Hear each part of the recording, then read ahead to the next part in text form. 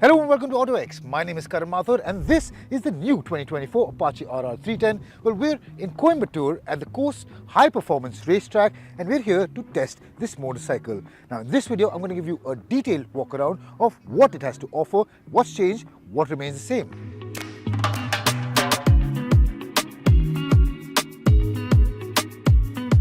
Alright, let's start with the styling, and as you guys can see, it is a familiar package. To the naked eye, to those who are not familiar, it will look the same, but there are subtle changes which really raise the curiosity of the enthusiasts. Now let me start with the styling changes. First and foremost, you get this, the winglet, which really enhances the sporty overall appeal.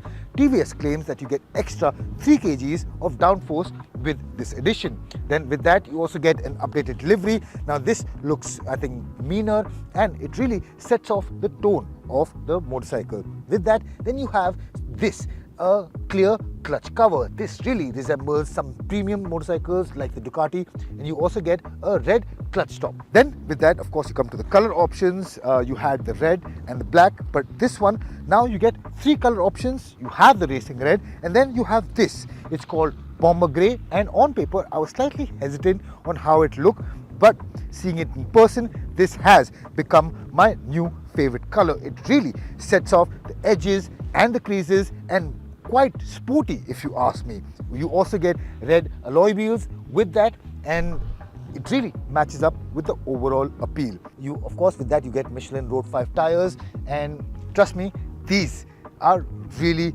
on point when it comes to handling. Then let's move further back, and if I can just bring you here. Now with this new model, now you get the gold upside down forks, but you also get adjustable suspension. You also get adjustable suspension at the back. The front is adjustable for preload and compression. Then we come to the screen. This is a 5-inch color TFT screen. This is not new, and it was added to the motorcycle back in 2020, but it gets a few extra additions in the form of race tune dynamic stability control. Now this brings in a new suite of electronics which really enhance the sporty appeal. First and foremost, what you have is cruise control, not really for sporty intentions, but to help you out for your long highway rides. And if I can just bring my cameraman a bit close, this is where you find the switch for it. We got this in the RTR 310, and now it's made its way to the RR 310. Then you have cornering traction control, cornering ABS, you have wheelie control, and you have rear wheel lift-off control as well. That too we saw in the RTR 310, but as you'll get to know from my review tomorrow, it is different and I think it's better. Then we move further back. You still get the racing stripe, a broad fuel tank. You have a pretty short and stubby tail section. Of course, you get the LED tail lights, and you also have bi-LED headlights as well. Then you get this large and slightly cumbersome exhaust. Now this was there in the previous model, and I think that was my biggest gripe with it in terms of styling, but that remains. Nevertheless, it is a really good package, and we've learned to live with it.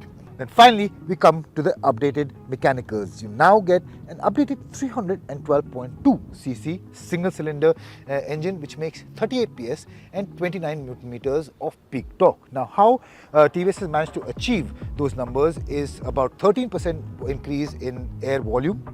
Then you have 10% lighter forged pistons. Then you have increased throttle body.